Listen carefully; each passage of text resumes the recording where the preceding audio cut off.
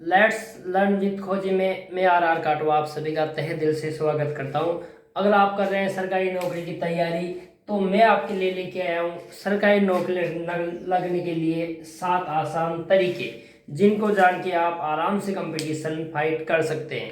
दोस्तों, बात करते हैं कि तैयारी करने से पहले अपने को क्या क्या करना चाहिए। देखो, सबसे ज़रूरी है मेहनत। आपको लगातार मेहनत करनी पड़ेगी। बहुत सारे स्टूडेंट मेहनत नहीं कर पाते, ओनली 50% ही स्टूडेंट जम के मेहनत करते हैं। परंतु अगर उनका सिलेक्शन नहीं होता तो उन 50% में से लगभग 30 या फिर 25% स्टूडेंट ये कह के तैयारी छोड़ देते हैं कि हमारा तो सिलेक्शन नहीं होगा। उसके लिए आपको ज़रूरी है कि आप अपना धैर्य बनाए रखें। अगर मेहनत के साथ आप धैर्य बनाए रखोगे तो आपको मिलेगी 100% सफलता। वैसे भी स्वामी विवेकानंद ने कहा था कि मेहनत करते रहो और जब तक मत रुको जब तक आपको सफलता नहीं मिल जाए।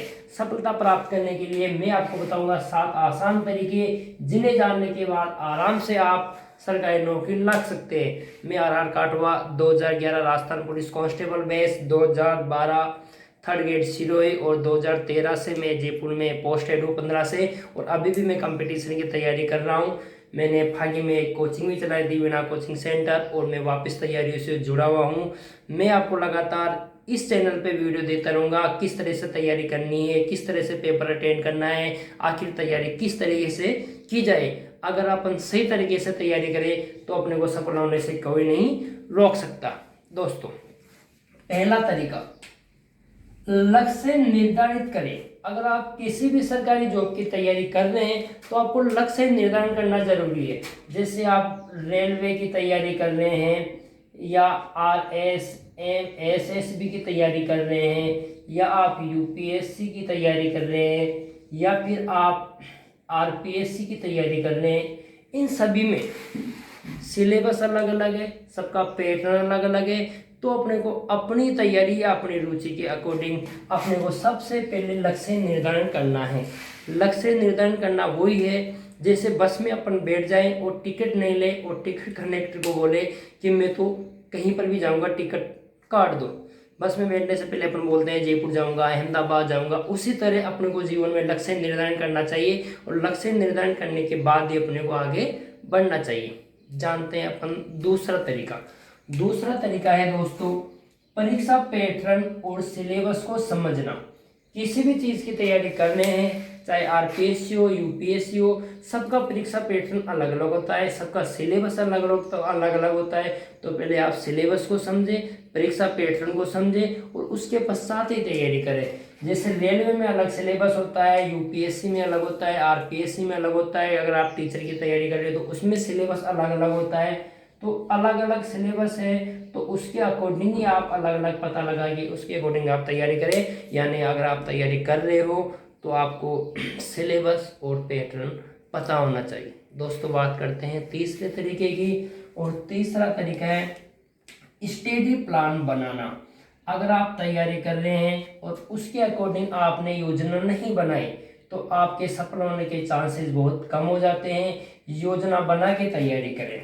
योजना से मतलब आप जिस भी चीज़ की तैयारी कर रहे हो, चाहे टीचर की तैयारी कर रहे हो, चाहे पुलिस फोर्स की तैयारी कर रहे हो, चाहे आर्मी की तैयारी कर रहे हो, चाहे एसएससी सीजीएल की तैयारी कर रहे हो, तो योजना बनाओ। योजना में आपके पास दिन में 24 घंटे होते हैं। 24 घंटों में से कौन सा कितना टाइम किसको देना है, मैथ को कितना टाइम देना है, इंग्लिश को कितना टाइम देना है, जीके को कितना टाइम देना है, विज्ञान या साइंस को कितना टाइम देना है, उसके अलावा रीजनिंग को कितना टाइम देना है, हिंदी को कितना टाइम देना है। 24 घंटों में से आप 12 घंटे पढ़ रहे हो, 10 घंटे पढ़ रहे हो। योजना बनाना, प्लान बनाना बहुत ज़्यादा जरूरी होता है दोस्तों। तीसरे अपन चर्चा कर चुके हैं, चौथे बात की अपन चर्चा करते हैं, और वो है मजबूत और कमजोर विषय को पहचानना। यह बहुत ही जरूरी है। प्रत्येक स्टूडेंट, कोई कमजोर होता है, कोई इंटेलिजेंट होता है, कोई औसत होता है। किसी ना किसी स्टूडेंट की कमजोरी होती है। जैसे मैं 6th क्लास में मैंने ABCD सीखी थी, तो मैंने इंग्लिश एक वीक ली थी, तो मैं उन कंपटीशन के एग्जाम की बहुत कम तैयारी करता था जिनमें इंग्लिश आया करती थी। तो अगर आपके कोई सब्जेक्ट मजबूत है, जैसे आपका कोई जीके मजबूत है, तो उसे आप लगातार पढ़ते रहें, उसे छोड़ना नहीं है। जिस चीज़ में, जिस टॉपिक में आपकी अच्छी तैयारी है, जिस सब्जेक्ट में अच्छी पकड़ है, उसको लगातार पढ़ना है और उसमें अधिक से अधिक नंबर लेके आए। और जिस चीज़ में आपकी कमजोरी है उसको भी पढ़ना है ताकि आप औसत नंबर ला सकें और मेन लिस्ट में सेलेक्ट हो सकें। दोस्तों, अगले तरीके की अपन बात करते हैं और वो है आपको तैयारी के साथ साथ मॉक टेस्ट अभ्यास बहुत ज़्यादा जरूरी हो जाता है। अगर आप मॉडल पेपर वगैरह सॉल्व करते हैं प्रैक्टिस के लिए, तो उससे आपका अभ्यास, जब आप एग्जाम देने जाते हो उससे पहले आपकी इतनी तैयारी हो जाती है, आपको अनुभव हो जाता है कि किस तरह के क्वेश्चन आएंगे, किस तरह से अपने को पेपर अटेंड करना है और किस तरह से अपने को एग्जाम देना है। अगर आप यहाँ तैयारी करते हो, यहाँ गलती करते हो मॉक टेस्ट में, तो वो गलती आपकी मेन एग्जाम में नहीं होती। तो एग्जाम में जाने से पहले आप mock test, model test, practice वगैरह करते रहें।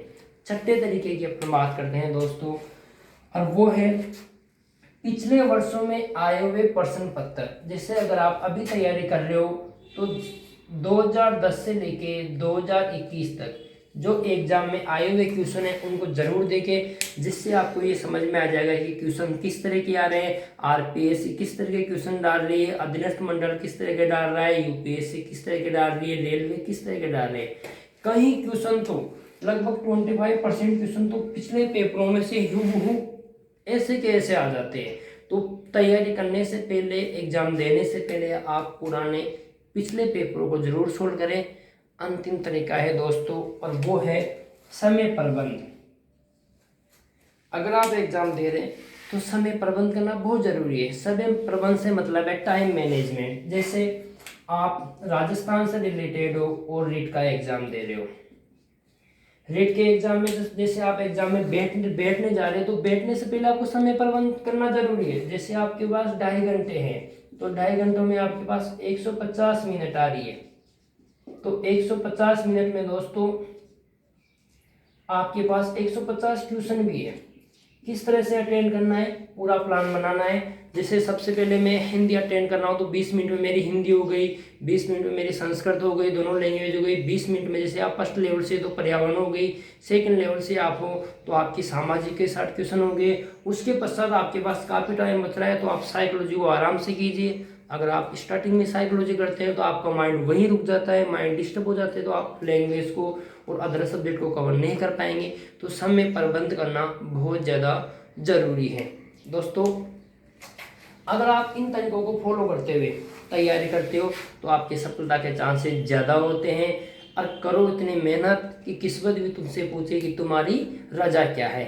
लगातार मेहनत करते रहो। अगले वीडियो में अपन देखेंगे कि एग्जाम में कैसे अपने को पेपर अटेंड करना है, जैसे कि किस टाइम में किस सब्जेक्ट को अटेंड करना है, कैसे दोबारा प्लान बनाना है, एक ही पेपर को कैसे 3 बार पढ़ना है, पेपर किस तरीके के आते हैं, कठिन आए तो कैसे अटेंड करना है, औसत आए तो कैसे अटेंड करना है, सरल आए तो कैसे अटेंड करना है। अगर पेपर हार्ड आता है तो कट ऑफ कम चल जाती है और पेपर सरल आता है तो कट ऑफ ज़्यादा चली जाती है। वो तो पेपर के अकॉर्डिंग ही कट ऑफ जाती है। तो पहले से आप मन नहीं बनाएं, लगातार मेहनत में जुटे रहें, आपको सफलता अवश्य मिलेगी। अगर आपने चैनल को सब्सक्राइब नहीं किया तो सब्सक्राइब करें, लाइक करें। धन्यवाद।